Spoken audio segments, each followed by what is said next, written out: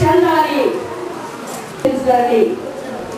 ఈ మొట్టమొదటి భూఫలంలో నుండి మొట్టమొదటి ఆస్తిలో భాగాన్ని కూడా దేవునికి ఇవ్వండి. మీకున్నటువంటి రాబడిలో 10వ భాగాన్ని దేవునికి ఇవ్వండి.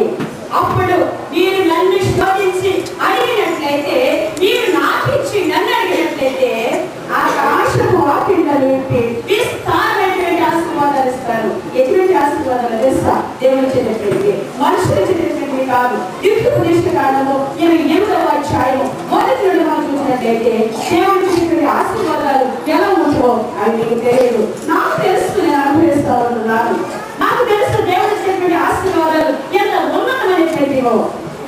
ఎందుకంటే గత సంవత్సరంలో నా పెద్ద కుమార్తె పుట్టినప్పుడు ఆమె గర్భంలో వాళ్ళగా స్కానింగ్ తీస్తారు.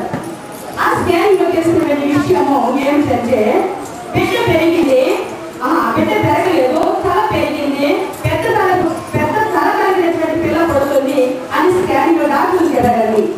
ఆ విషయాన్ని